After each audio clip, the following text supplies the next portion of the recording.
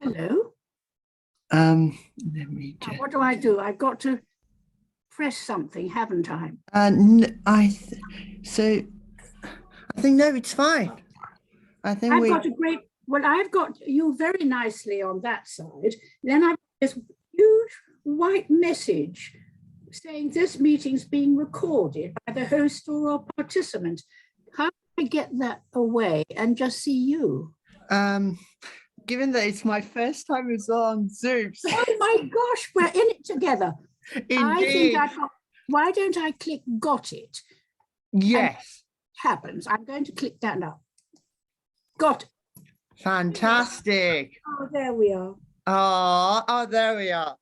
How How are lovely you, to madam? see Thank you, you Amir. very much for giving me some of your precious time. It's very much No, appreciated. it's not precious at all. It's so kind of you to want to, you know, my advanced age to. No, of course not. I've always been very fascinated about your career, both as a campaigner and as an actress as well. So I just wanted to tell you that it's a great honor to be here, and thank you very much for your time. Oh, you mustn't think of it like that. Please don't.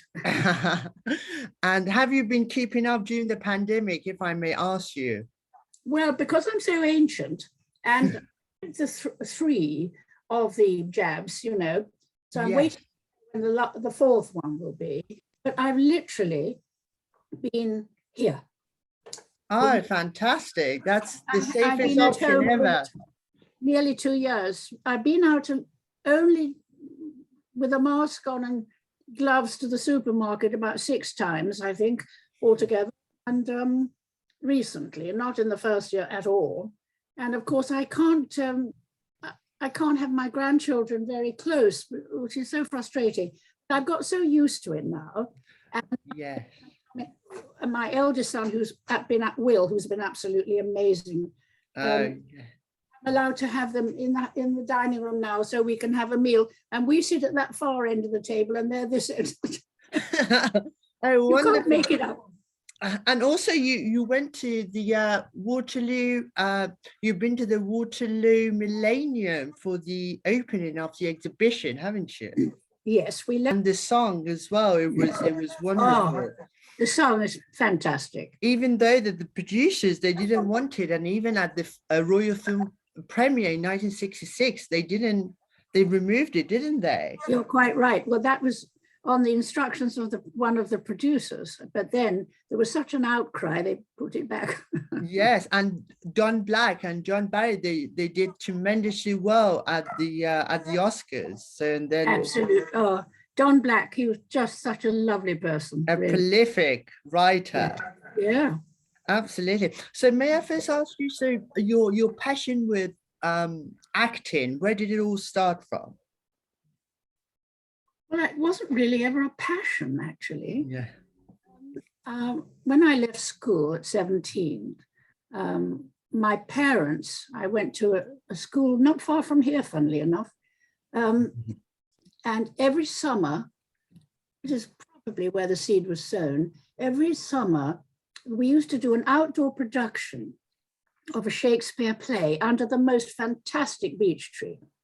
And all the audience, which were, of course, all the parents who come to see their children hold a spear or something, seats and chairs sort of watching us. And I sort of developed from playing a duke to playing Paulina in A Winter's Tale. And my father and mother, who were separated, but nevertheless came to the performance together, my father said, I think you should go to drama school. Oh, I said, good Lord heavens, really? And they said, yes. So I tried, and I failed the Old Vic school. And then I tried the Central School of Speech and Drama and got in there. And I stayed there for 2 years out of the 3 because at the end of the second year students used to do a public sort of performance of a play to which all sorts of people came, like agents and directors and a few parents. And an agent saw me in the play we were doing, which I can't remember what it is. I remember before we finish. and I got a job for two plays at the Dundee Repertory Theatre in Scotland during the summer holidays. So I went up there, and I just knew that I was really starting to learn about acting, being in a company, an excellent company. And so I said to my parents, I don't actually want to go back to the drama school. I want to stay here. And I'd been offered 6 months there. And so I stayed on. And then there was a talent scout from H.M. Tennant, the theatre production company, very famous in London. And they were casting a new play, and A Penny for a Song, it was called. And Peter Brook directed it, the famous Peter Brook. He's still with us. Yeah. He's still, yes, I at think the age of 96. It's all right. Yeah. Amazing. 96 years young, absolutely. Indeed, still young at heart. Yeah, absolutely.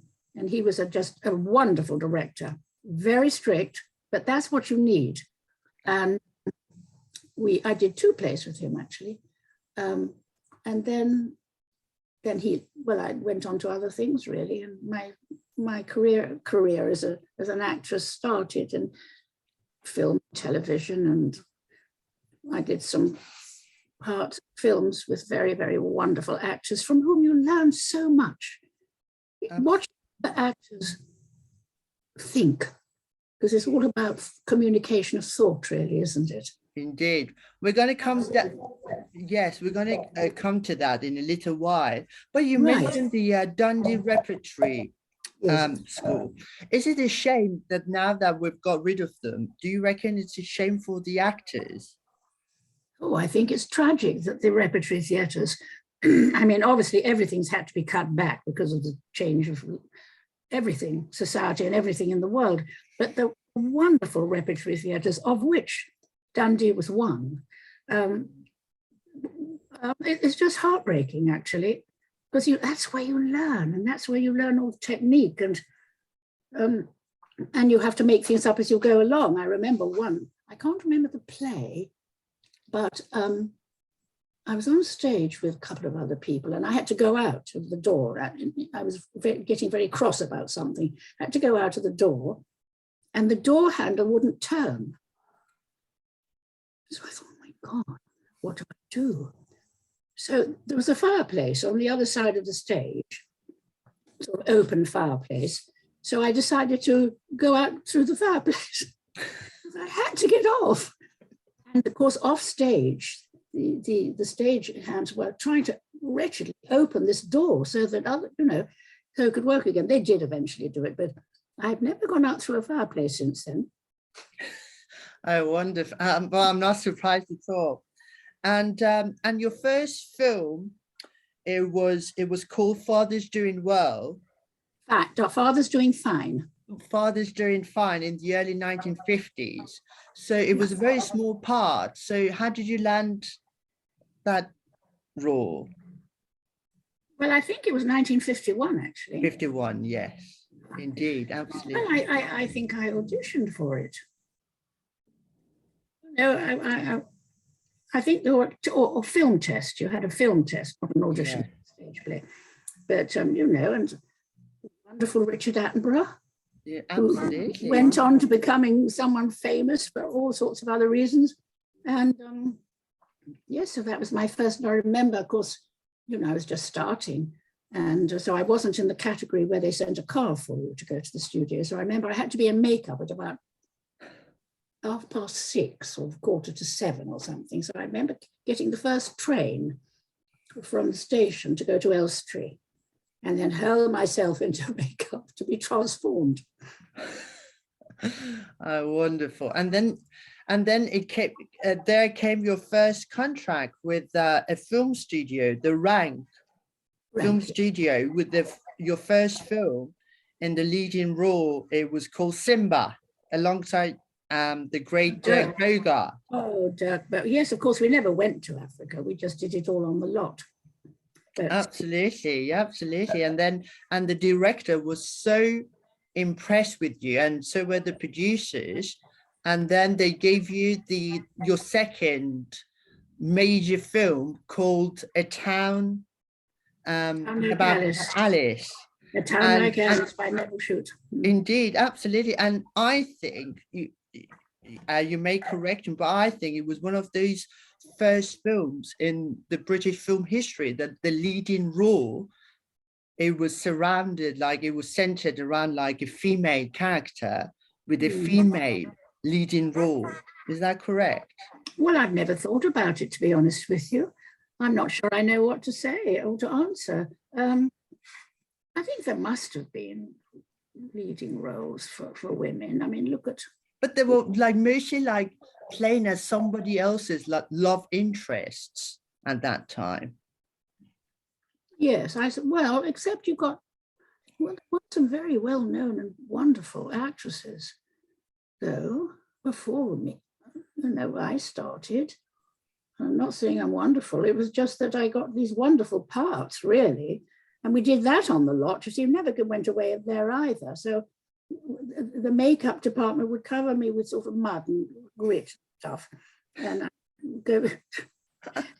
I shall never forget, because one of the actresses in the film, A Town Like Alice, called Maury Law, who'd been in A Penny for a Song, actually, and I met her before, and we had to trudge through this hot swamp, which was absolutely freezing. England, it wasn't Malaysia or anywhere. So we were absolutely so cold that all the people who were helping us get dressed and all that, they had a sort of towels and cloaks and stuff to put around us when we came out, because we were all absolutely shivering with cold. And they lit a fire on the bank so we could warm our hands. I mean, but it was just wonderful, and wonderful people in it. And a wonderful director as well, Jack Lee. Oh, Jack Lee, yeah. It was wonderful. And were you a bit disappointed when you found out that you were not flying over to Malaya, nor to Australia, and then you had to go down to Pinewood Studios? Well, I suppose it would have been nice to go to the real place, but many, many years later, because my daughter lives in Australia, and many years later, I went out to visit her, and we went to Alice Springs, which of course is where the setting of A Town Like Alice is. And so I went to Alice Springs, to the town, and I'd never been there before. And it was just quite touching, actually. You know, it was just a nice little town in the middle of nowhere. And we were on the lot in Pinewood Studios. But it was very realistically done. I take my hat off to all the people who created Malaya in the studios. You know, it was really amazing.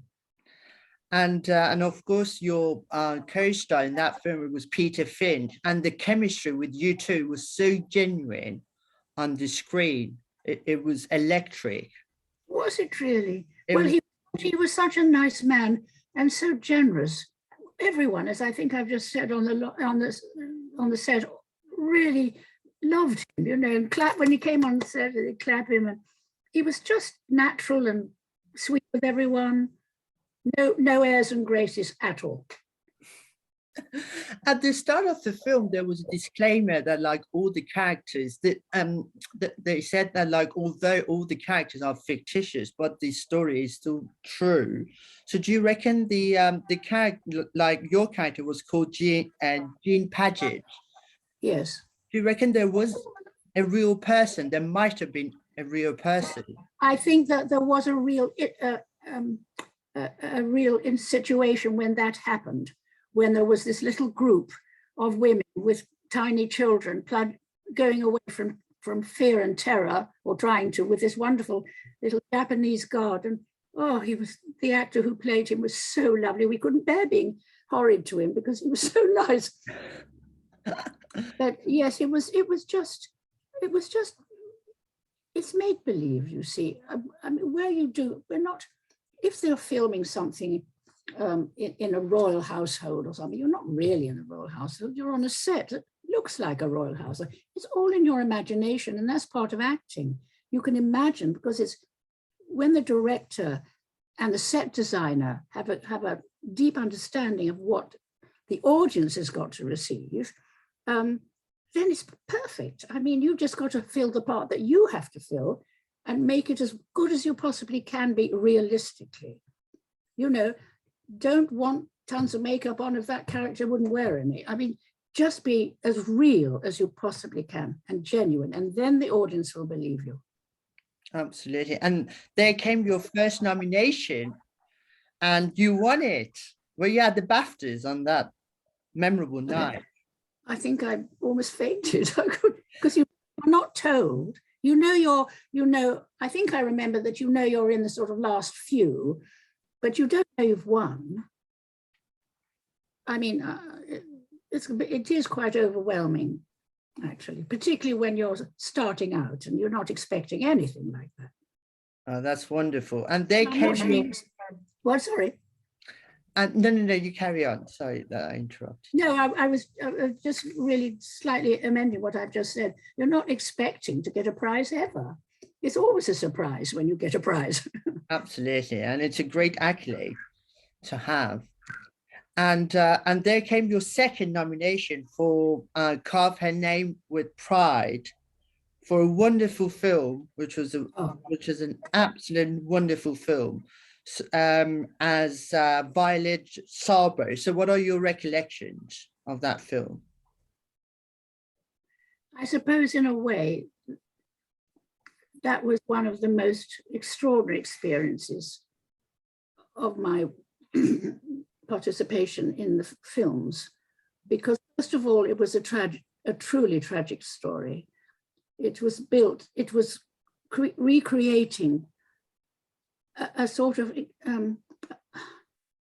as was possible, this tragedy of this young woman who risked her life and knew she was, and in the end did not survive.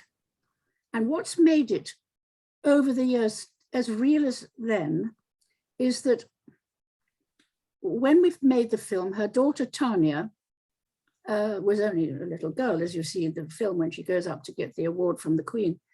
And we're really good friends. We became really good friends. And in fact, I only spoke on the phone with her last week.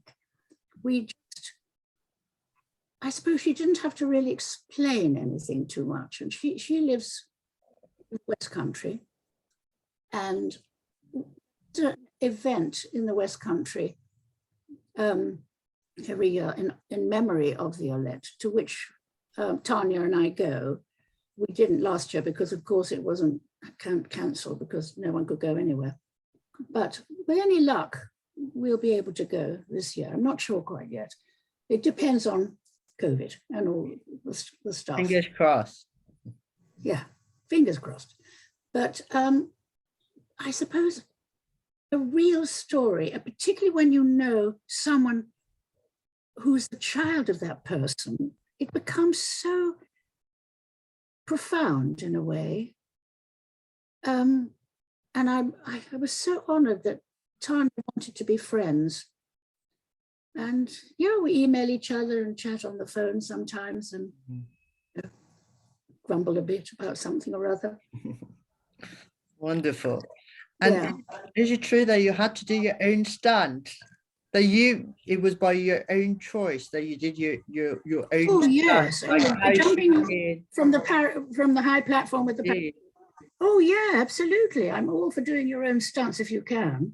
I mean, I was much younger then, of course. Well, I would do it. I know, but I would do it now still, actually. If there's a sequel. Oh, I don't think there'll be a sequel. No, I think if you can do it and you're credible, there's no good doing it too badly, because actually you ruin the whole film if you can't do it properly. But I had some training, you see. I had some training from a wonderful chap who taught me about, what's it called? Not when you oh, what's it called? Not judo. It's when you have you can throw someone to the ground, but you don't kill them. As a self-protection, isn't it? Yes, it's like karate, but not. I don't quote me because I've not got the right name. Not still. Neither do I. So That's all right. Well, the thing is, I had to learn how to do all the things I did in the film myself, because I didn't want them to be done by a stunt, a double. And I learned how to fall, how to do this, how to fall and not hurt yourself. When you fall from the high platform, you have to roll in a certain way when you land, because if you land and you tense, then you're going to crack something. Absolutely. And of course, your character in that film, unlike Jean Paget, it was based around like a real one, a real person who had lived. So what were the challenges for you to inhabit that character? Well, I suppose I was very fortunate, because some of the challenges were solved for me by a wonderful woman called Odette. She's a very famous prisoner herself. She was captured by the Germans and she was in prison for a very, very long time. And she was our technical director or advisor. And so we used to sit and she used to tell me what it was like to be in prison camp, what the atmosphere was like, what the guards were like, from her own experience. And of course, with that understanding that she gave me, I was able to feel it more genuinely, I think, because I'd had it explained by someone who'd also suffered it. And so when we got to the scene at the end where Violette and her two colleagues, dear friends, are taken off to be executed, I shall never forget that. I can see it to this day. It really did feel real, because we had Lewis Gilbert, the wonderful director, who never would allow any more contrived approach to any of the difficult scene happen. Even though he sometimes was under pressure to do something a certain way, he would say, no, that's not true. It can't be like that. That's filming, and this is real. So he was just wonderful. And yes, we're very fortunate to have an amazing cast. For instance, you mentioned the last scene, and I was reading somewhere, you correct me, of course, that it was mentioned in the script that you had to smile in the That's last correct. scene, and you refused to do so. And, That's correct. And you also showed your objection to the director, Lewis Gilbert, and he very kindly accepted it. So was that one of the challenges? It wasn't him that wanted me to smile. It was one of the producers. Producers, absolutely. But he accepted that, like he agreed. But he agreed with me completely. Indeed. And also during one of your interviews, you said that like at the end of the a day shooting, when you were going back home, and then you couldn't like shake it off because like how that role it had affected you. That's true. My husband was very kind and very understanding. He used to pick me up every day and drive me home, and I could, well, not all the film is tragic in it, but a lot of it is. And it was quite hard to snap out of things like that. If you were in the part, it's quite hard to just take it off like a coat. It's not like a coat, it's inside. And of course, you mentioned your late husband, and it's we have to remember him, given that this year it would have marked his centenary. Yes. And he was also a great campaigner and actor, just like yourself. And the shooting of that film, it took 92 days, and apparently you only took 2 days off to go and get married, and then have a very brief honeymoon, and then back to shooting. Yes, they very kindly gave me 2 days off. So when you play someone in like who's lived, but like by the time that you play them, they're no longer with us, and then so do you reckon it's more challenging to inhabit their emotions and their physical attributes or anything, because you've never met them, as opposed to someone like Joy Adamson, whom you got to know very well? So do you reckon it's more challenging to play someone who's no longer with us than someone whom we could meet? And and get to know? I suppose inevitably it is. With Violette, of course, as I said, I later, not at the time, because she was only little, I got to know her daughter, but there's more responsibility to portray as faithfully as you can what you've learned about that person. And I suppose that's where Odette was so wonderful, because having had a similar experience in prison, through her stories, I could sense, I could feel, I could almost smell the cell. I could sort of really understand what agony it was, and usually knowing what the end will be. You know, it might, well, Odette was very clever because she, well, I won't go into her story, but you probably know it already. But for Violette, there was no escape, and she was summarily executed, shamefully. And Anyway. that poem, it was the quintessential part of the film, wasn't it? So whose Yes, idea? that was her code poem, written by Leo Marx, and that became her code. That was her code poem. When I go down to Herefordshire for the early gathering in her memory, I always say the poem, because that's what they, more than anything, I don't really need to do anything else much, because it's the poem that seems to just capture it all. It is very short. It just captures the whole depth of feeling and gratitude and regret, everything in those few little lines. And the love that she felt, of course, for her daughter and her husband, who was killed in North Africa in the war. So their marriage was very, very short. So whose idea was it to come up with that poem in the film? Was it Leo Marx's idea? He approached Louis Gilbert, because nobody knew him at that time, before he approached the director. Is that correct? I'm not sure I know that.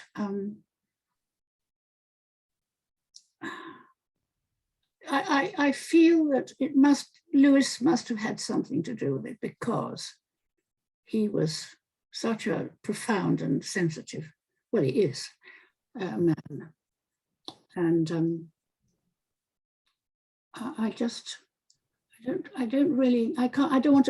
answer that really, because I'm not absolutely sure whose idea it was, but without it, it wouldn't be the same. It's the heart of the story, that poem.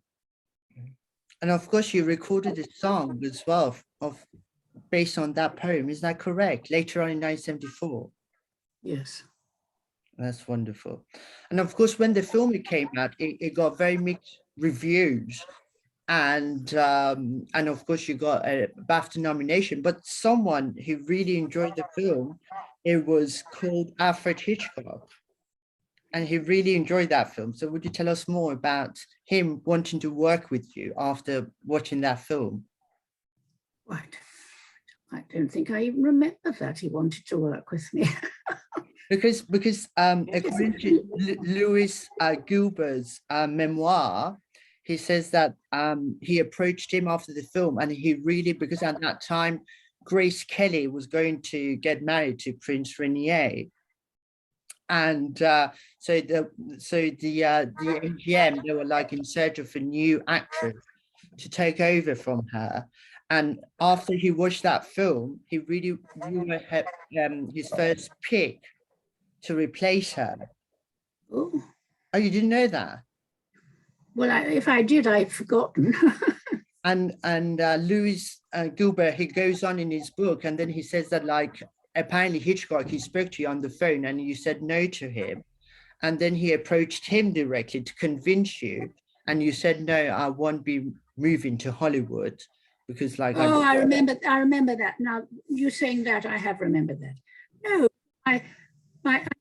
I'm in the same home now that I've lived for 64 years. And the thought of going off on my own, or even taking the family and our children to somewhere which I didn't particularly want to live in. I never want to live anywhere else but here. And if I can travel to do something, fine, but I must always come home. Mm. And of course, even if you didn't go to Hollywood, your next film was it was a film produced by CinemaScope, and it was called The Wreck of the Mary Dear.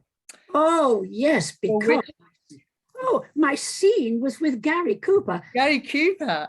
Oh, I was I'd entered, I don't know quite why, but I seem to know about films which was just one scene or 1.5 scenes with the leading man, who I would go in a film without a single word to say to be in the same scene as Gary Cooper, because I thought he was the most wonderful, understated actor, very modest. And when I met him, he was the opposite of what you think a leading man from Hollywood would be. He was quiet, he was modest, he never pushed himself forward. And if he wanted to make a suggestion, he did it in the kindest and most subtle way. You know, not everyone's like that, but he was. And then I met his charming wife at a little gathering the director or producers put on when we'd finished our scene or something. I can't quite remember why. And so I just was there for an hour with him and his wife and a few others. And he was everything I thought. He was such a genuine person, very sensitive, and he was a wonderful actor, absolutely wonderful. And of course, that was his penultimate film before his passing in 1961. And I was reading somewhere that like some of the scenes that were affected due to his like ill state of health. So were your scenes affected as well by delay? I don't remember that. You see, I only had very tiny. One, yes. Yeah, I wasn't really involved with the film. Indeed, it was. Yes, it was at so your first scene, it was like in a basement in London, and the second one, I reckon it was inside a court. Is that correct? Or you Well, the first scene was, I think, in a flat. in a flat? In an apartment.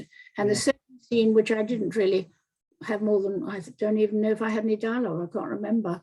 One line, if I anything. Yes, because I had to be in the scene as the character, I had to be there and hear all the awful things other people were saying. Yes, and so that was it, really. It was a very tiny part, but you see, to be seen with Gary Cooper was it. And I don't think there are like many actors around who could tell me about like working alongside Gary Cooper. So, absolutely wonderful. So before moving on to Born Free, because of course after the Wreck of the Mary Dear, you did 1 or 2 films in the 60s, and then there was a big gap of 5 to 6 years till Born Free came along. But before then, I also wanted to ask you about one of my favorite films of all time, called The Smallest Show on Earth. It was a very small film, but it was wonderful, wasn't it? Oh, a very small film, but what brilliant, fabulous actors. Margaret Rutherford, Bernard Miles, Leslie Phillips. And yes, Bill and I were asked to play the young couple, because we were quite young then. And we inherited a cinema in this town by, I think it was an uncle or something who died and left us. I can't remember if it was an uncle or not. And we went and we looked at the Grand. Oh my God. And then we discovered, of course, it wasn't the Grand at all. It was the Flea Pit, which was very near a bridge where a railway line on the bridge. And every time a train went off, of course, the whole screen went like this and shook. So it was very, very different. And I remember distinctly having to play a part of the girl who sold ice creams in a tray. And I had to wear this outfit with a very short skirt, which I found quite embarrassing, and a sort of apron, and then have these ice creams. And and I was sort of almost mown down by the people running up to get ice creams, and I was having to get the change and getting in a terrible state. But gosh, it was fun. And the actors were just perfect. And Leslie, of course, still is a good friend. Yeah, he's still 97. So great. And of course, the most iconic scene in that film, it's when Margaret Rutherford, she's playing the piano. Oh. And that's absolutely wonderful, wasn't it? Yes. She was just the character. I couldn't take my eyes off her because she didn't do a lot. You know, she didn't fling her arms about or shout or anything, but she only had to go a little look or a movement of the hand or whatever. She conveyed everything you needed to know. And she was very quiet, modest, very well respected by everybody, the team and the actors, everybody just loved her. So and then apparently, given that the insurers on the set of the film, they didn't want to cover her, and because it was going to cost them a fortune, so they had to squeeze in like her scene. So did it affect some of your scenes as well, or you didn't? Oh, I can't remember. You're forgetting how long ago that was. I know, that was in 1956, and it was one of it was one of the first of the 7 films that you played alongside your late husband, Bill. It was the first one, wasn't it, of the 7? Yes. Out of the 7, yes. And well, we'd been in a play together, I Captured the Castle, by Dodie Smith, which was not a success, unfortunately. So it came off rather quickly. But then the film world, that was the first one, yeah. Yeah, and the director was Basil Dearden. Basil Dearden. Basil Yeah. Dearden. Yes. How was it working with him? Oh, he was great, lovely. I can't think I've really met many directors that I haven't been able to work with quite happily, really. I think you just have to listen to what they want you to do, how they see the scene, and that you play in it, and how much you should do and how much you shouldn't do. If you can't quite agree, then have a conversation and explain, because they're all very intelligent, bright people, and they've also prepared in advance much more than you have for how the whole story is being told. And you may be concentrating on your bit, but that's not the only bit. So you have to listen to what his vision is. And then if you can let him understand where you're coming from, he might say, which sometimes they did, say, oh, I see what you mean. I'm going to think about that now. And I'll tell you in a minute or so. And sometimes they can't agree, and sometimes they can, and that's how it is. And if they can't agree, then you do it their way. Indeed, absolutely. Director, after all. Absolutely. And also the British psyche as well, that you have to get on with your job. Just go and do it and read out the lines, whatever you got to do, and that's it, which is wonderful. And of course, we mentioned that between 2 living and 1 dead, and Born Free, there was a 5-year gap. So was that by choice? Can't remember what year that was now. So 1961 and 1966. Ooh. Well, the film, it came out in 66, Born Free. Yes, we made it in 64. In 64. And so there was like a 3 or 4 year gap. Was it because you were like in a play in London, or was it just, or you can't remember? Well, I've got my thing in the other room about what I did in those days, but probably because I started having a family. Oh, yes. See, my eldest son, Will, he was born in 58. And then I had another in 60, another in 61, 3, another in 60. I had 4 children, you see, so it was my family time. But I'll just go and get my list, and then I can tell you what you've just asked for. Thank you very much.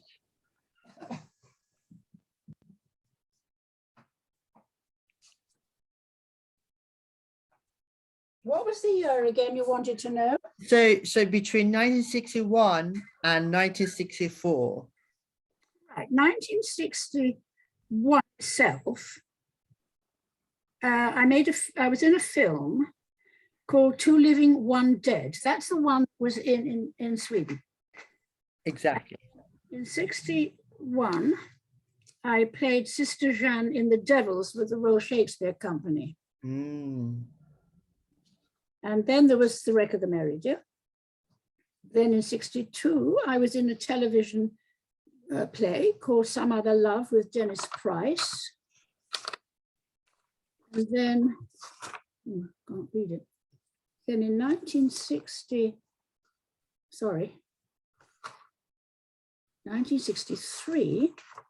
You did Passage to India as well, the television adaptation of that. That's 65. 65. A Passage to India with Sybil Thorndike. And that was directed by a wonderful director called Waris Hussain. Oh, yes. He's still alive. Yes. He's still alive. He's in America. And we're in touch on the email or Skype or whatever you call it. And we kept in touch over the years. We've always been friends. Oh, so wonderful. I did one with him called Girls in Uniform. Mm. He's directed one of my favorite films as well called Melody. I don't know if you've seen it, but it's a wonderful film. No, I haven't. Melody. It's a wonderful film. And the soundtrack, it was done by the Bee Gees. I'm writing it down. Melody, yes. By Waris Hussain, yes. It's a wonderful film with Mark Lester, the child actor from Oliver. Yes, yes. It's a wonderful film. So it's one of my favorite films. I'm going to find that. Wonderful. Okay, And of course, in 1964, you received a telephone call from I reckon, was it the Adamsons themselves, or was it from the director Adam Hill to ask you to go to Kenya for a film called Born Free?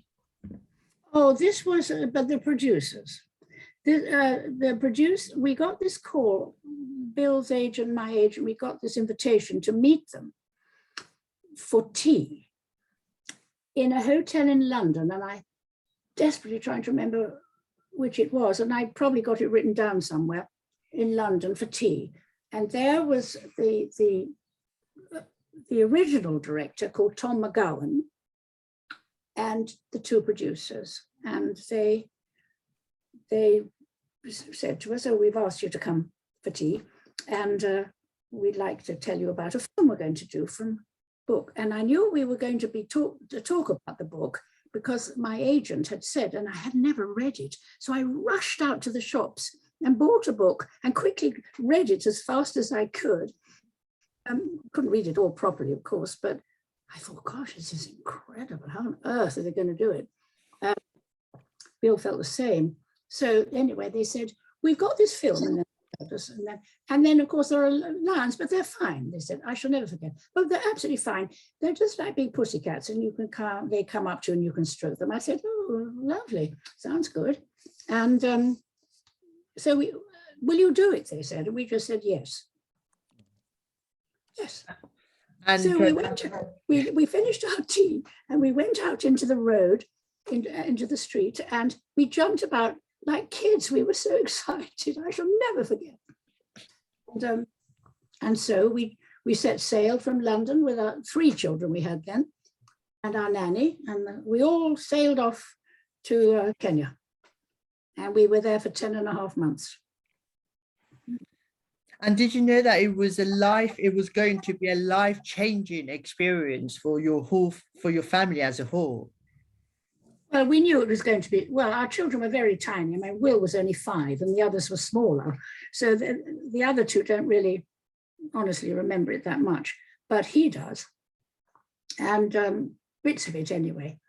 And we didn't know, we never quite thought of it quite like that, because each day was quite a challenge. Each day we had to go walking on the plains before the set opened at 8:30 in the morning. We'd been up since 6:30 out walking with the lamb. We were going to work with that day. and also to get rid of her energy. They all went off on the planes together, and he used to kick a football, which they'd chase. And so when they came on the set, they were calmer. And so then we had to make the scene happen in a way that Lioness would want to do it. They weren't trained, any of the Lambs. The two first Lambs we were asked to work with were trained. They had come from a circus, and they were quite old. One was 9 and one was 10. I mean, they were huge. And there was one awful morning, I shall never forget it, when Bill went in for his so-called training session with the trainer into the enclosure, not very big, with only one door to get in and out. And the producer and the director were all standing outside watching.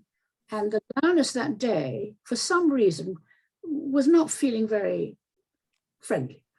And so you could tell from the way she was looking that she wanted to get him. And the trainer, thank God, put herself between the Lioness and Bill, and he managed to get out. And from that moment, both these Lionesses were withdrawn from any work closely with us. They had no lions. However, over the weeks, bit by bit, lions were found here and there. And then at the end of the film, at the end of the 10.5 months, we'd worked very closely with about 5.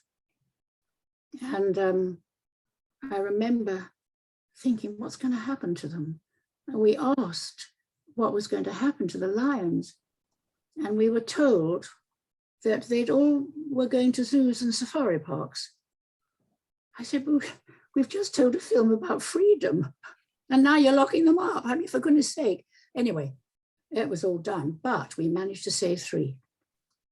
Boy, girl, the original ones of the mascots. Ugus. And Ugus. And Ugus was in the Nairobi orphanage. He'd been popped back there, and we managed to get him. And so that was the beginning of, in a way, well, George's life, a new life, certainly ours, particularly Bill's, because it was his first documentary. He said, I'm going to make a film about what happened. And it was called The Lions Are Free. And he made this very simple little film, because you don't need to embellish something that's already wonderful, do you? And it was just literally from the beginning how George, in his own unique way, didn't teach, but made possible a lion who'd never known any freedom, really, except our walks on the plains, be free, hunt for itself, be self-supporting, and yet these 3 lions still remained friends with us, with people. Incredible. But then that was George. And so that was the beginning of our new life, really. And until 1968, when we went back to Kenya to make a film about elephants. And perhaps you know the story of Poli Poli. Yeah.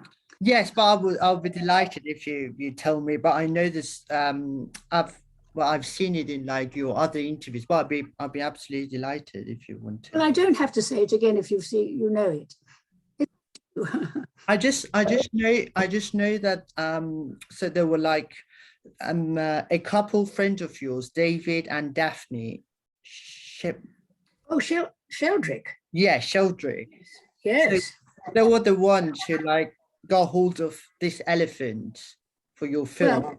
Well, yes, quite a bit like that. What happened was that we went out and we stayed in Savo in the camp of the cameraman Simon Trevor, and Daphne and David was the chief warden of that area, and they already had 2 teenage elephants that they'd rescued and were going to be taught to return to the wild.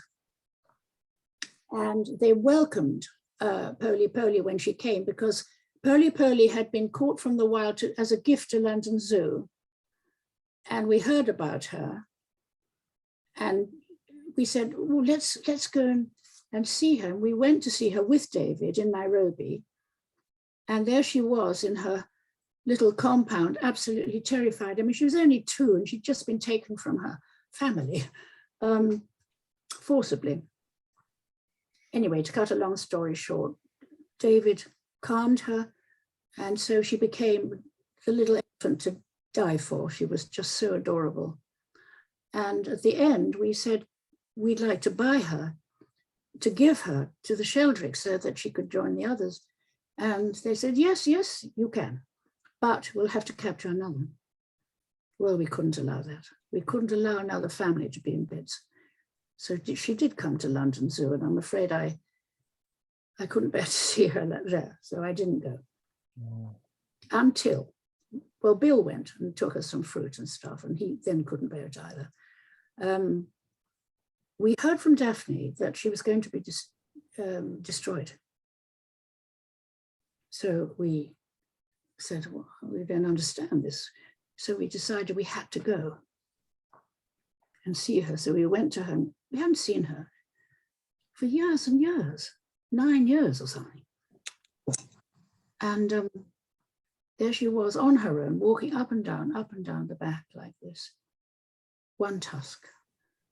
And we called her name and she came. There's quite a well-known photograph, I don't know if you've seen it, where she's holding out her trunk across the moat to touch our hands.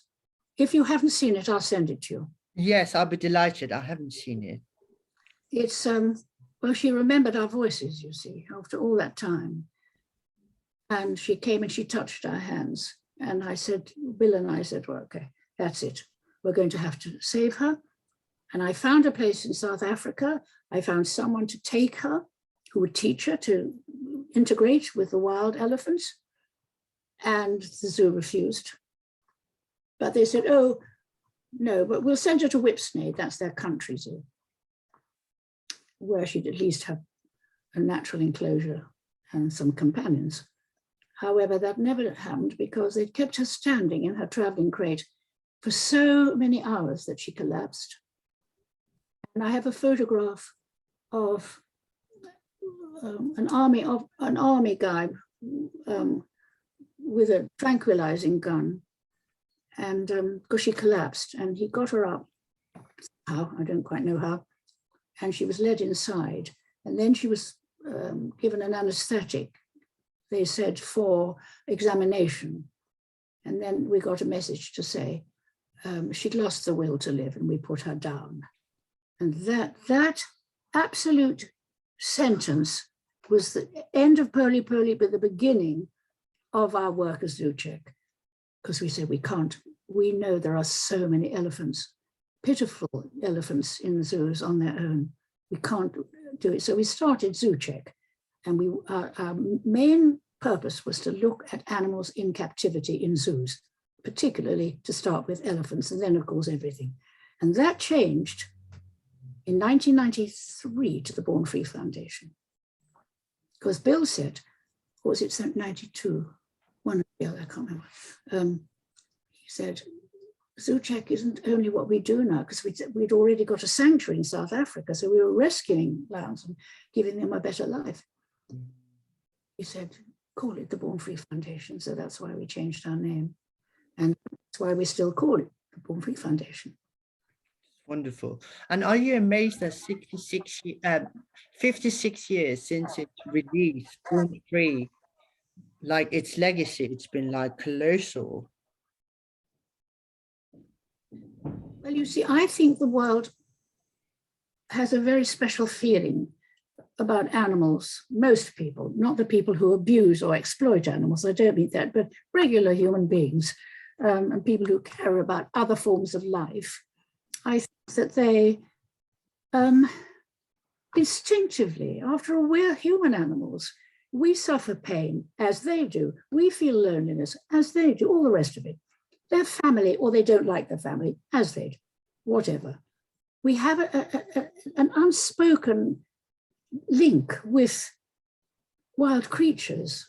It might be different for worms and things like that. I'm not sure I know an awful lot about worms, but I'm sure they have their society as well. Everything has its way.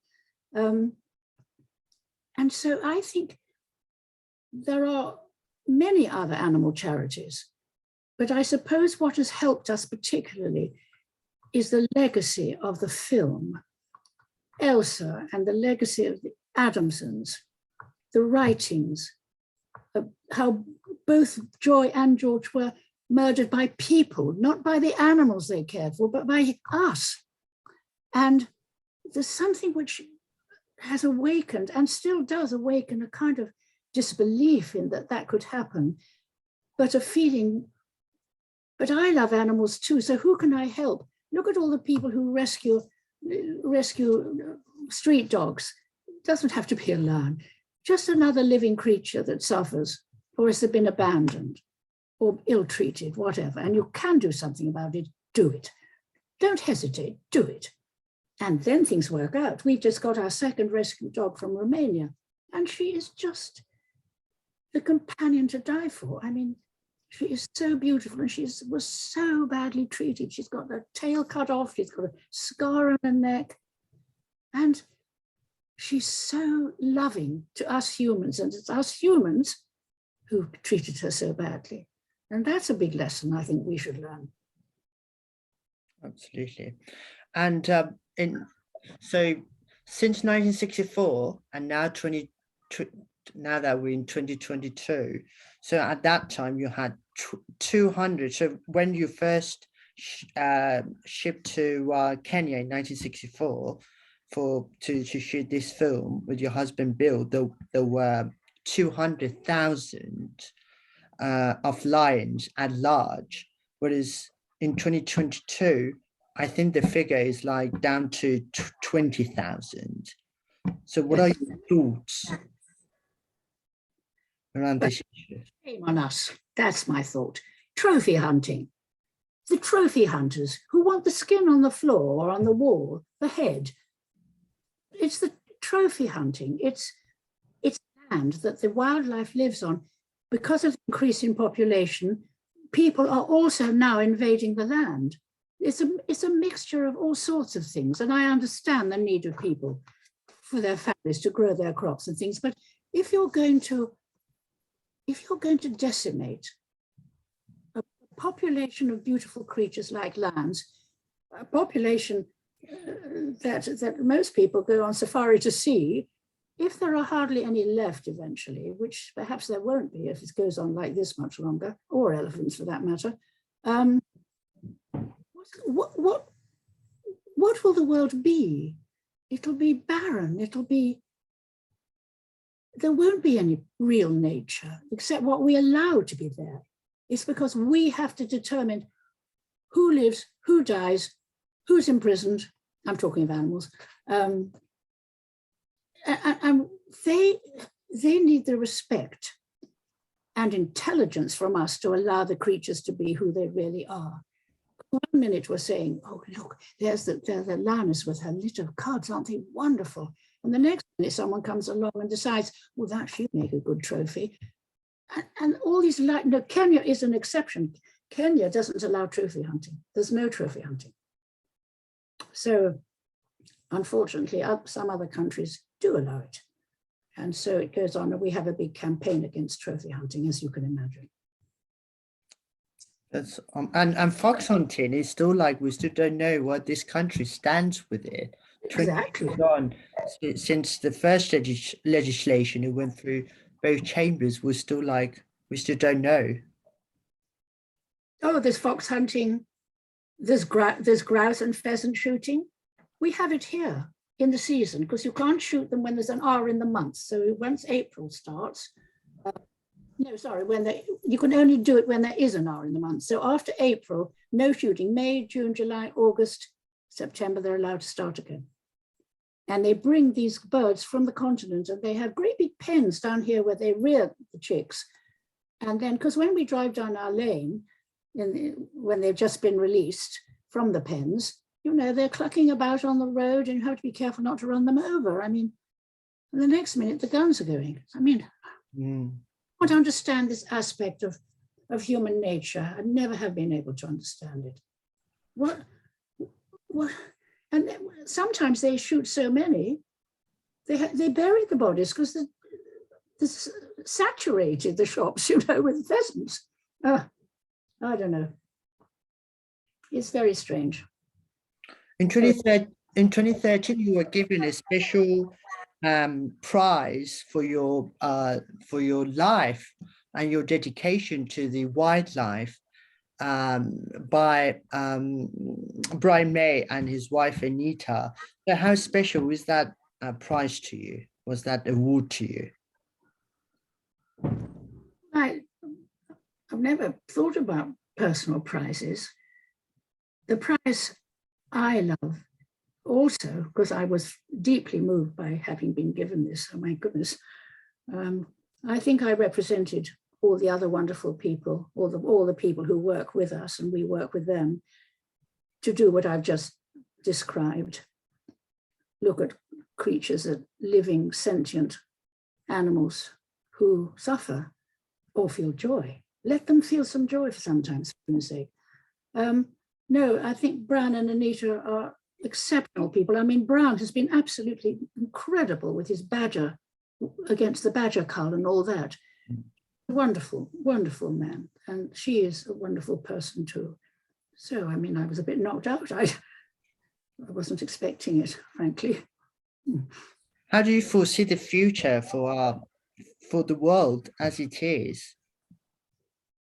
I hope is young people, the young people that I've met, had the privilege to meet, some very articulate, some only 7 or 9 or 10, who say, I don't like people being cruel to animals. I'm going to do something about it. I'm making up the words, but that's the feeling. And they are quite extraordinary, both in America and here, and in other countries. People who think, I mean, I love my little doggy. Why do I want to go and be horrible to a wild animal? I don't want to be. I want to be kind to them as well. That's the thing, kindness, respect, and humility too. Fill the place that you're allowed to fill, but don't take anyone else's space, really. And now the final question, it's going back to your illustrious film career again. It's about all those wonderful actors whom you worked with.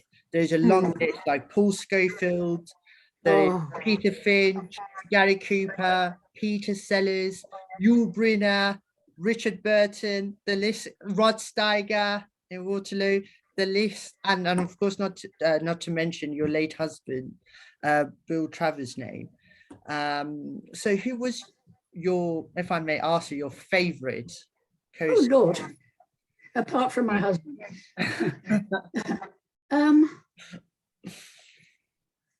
Well, I've mentioned Gary Cooper, but he's certainly, it's about respect, a lot of it too, because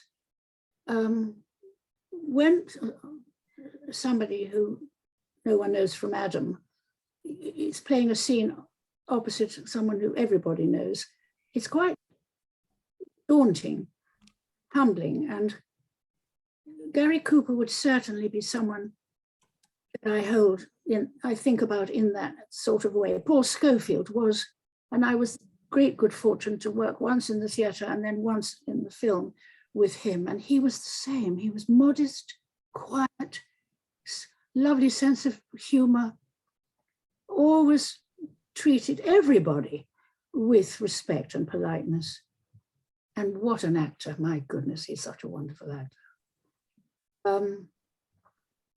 Those two stand out really, apart from Bill.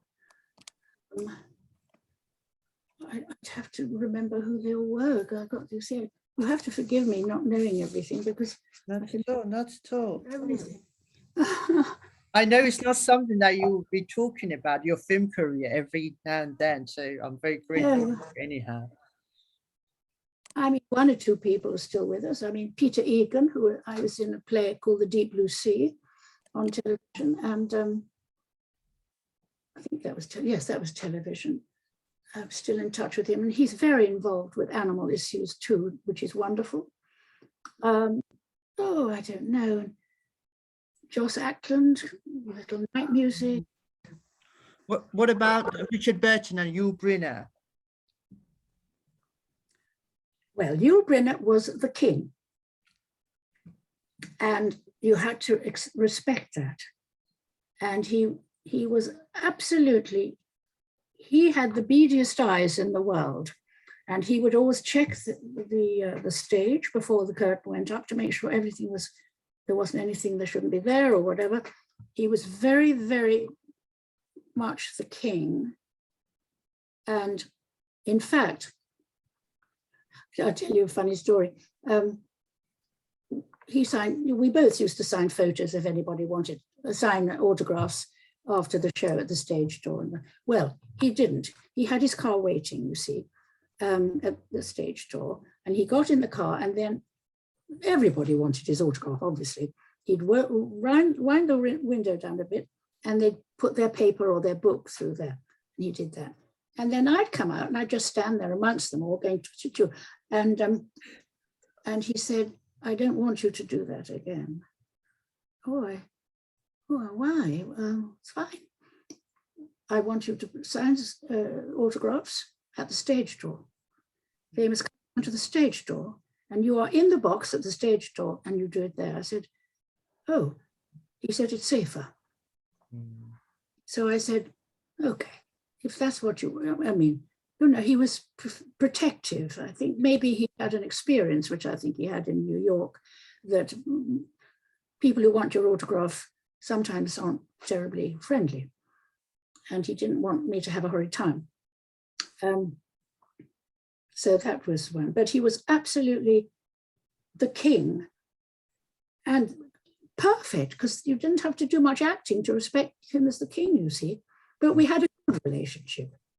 We did have a good relationship. And if he wanted to talk to me about something in the first half that had happened or hadn't happened, and you say, can you come in the interval? I said, I'd love to come in early tomorrow, but in the interval, I'm thinking of the next act.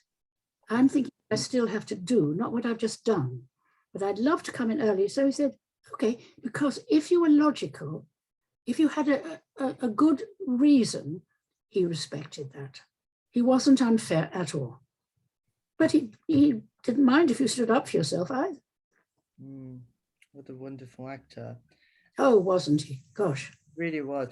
And one of actually the only reason that I've never smoked in my life, it's thanks to him, because he appeared in the 80s. He appeared in a commercial right before his demise because he died of lung cancer. And I seem to remember that. Yeah, he appeared in a commercial, and then he said, I'm dying now, and I'm telling you, never smoke.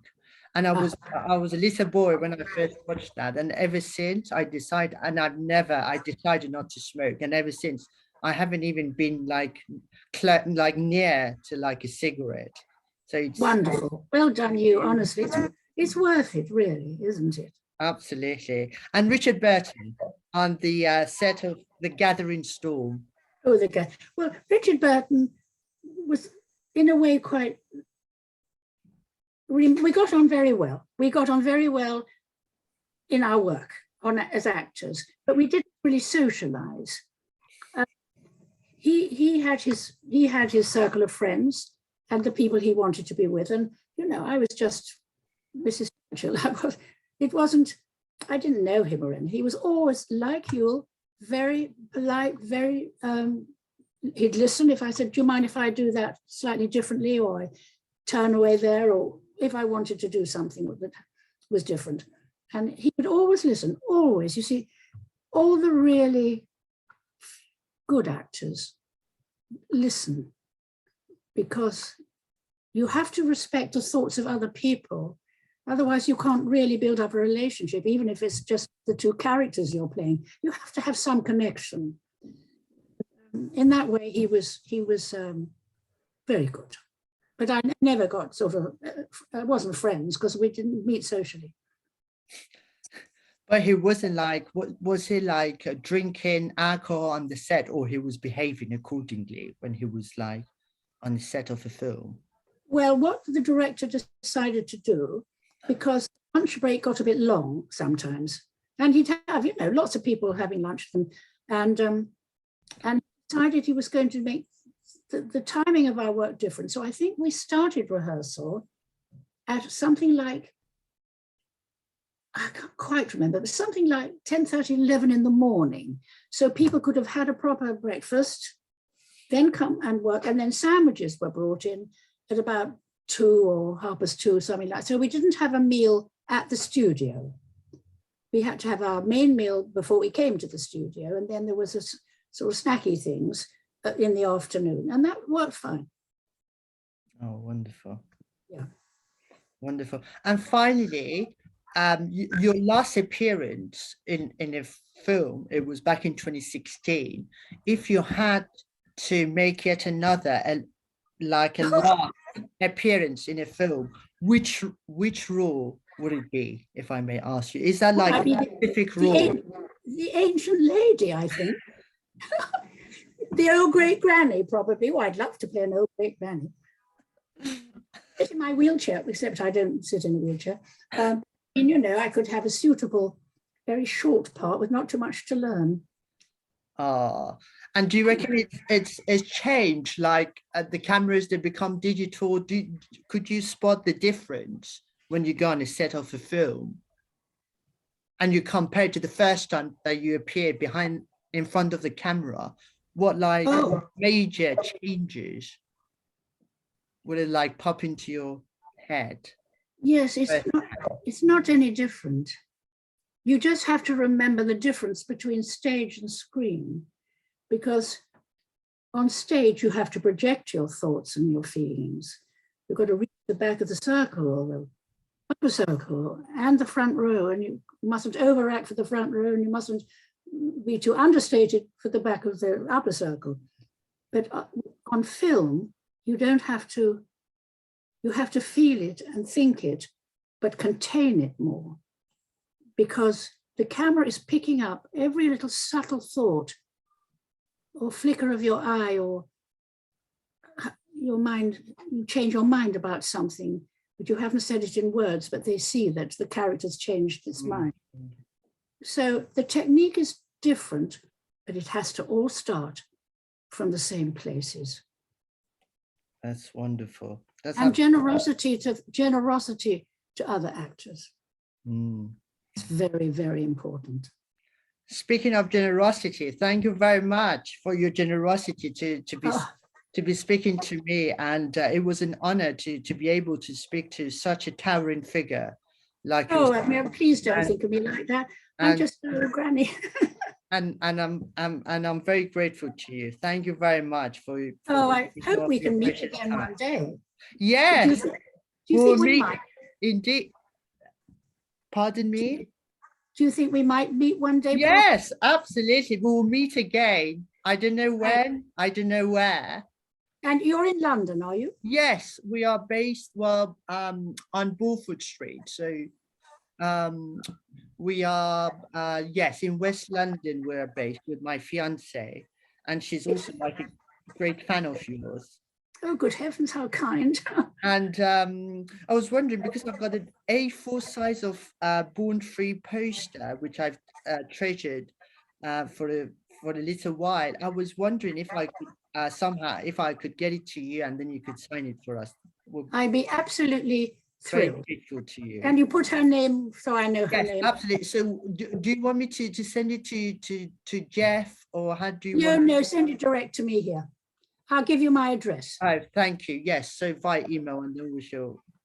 Yes. Oh yes, I'll email you my address. Absolutely, and that picture as well, with that elephant, wasn't it? Which picture was that? We're just talking about it. Was it on the set of an elephant? An elephant called Slowly. That you said there was a picture, and and you asked me if I had seen it. And I said, no. You said that you were going to send it to me. And was it a picture of her? With trunk, I suppose. Was it? Oh, stretching out. Indeed. Yes, I think you'll have to credit a newspaper for that if you use it. No. Just for my own. Oh, just for you. Sure. I'll make sure that we do that. You're very kind. And lastly, can I ask you to look straight into the barrel of the camera so we could take a virtual selfie? Oh, no. If possible. What do you mean? 3, 2, 1. let me see. Even though it's my first time using this as well. Oh, there we go. Fantastic. Thank you Oh, very thank much you, for your Dr. time. You're very Thank you so kind. much. And You've been hope to so meet sweet. you in person one day. Well, we'll certainly do that. We'll- Indeed. Absolutely. So whenever you Oh. come down to London or any, yeah, it will be an honor to meet you in person. Thank you so much. Thank you very much for your time and have a lovely afternoon. And you too. Thank you very much. Bye-bye. Bye. Bye. Bye-bye. Thank you. Oh, I don't know what I do now. Lord.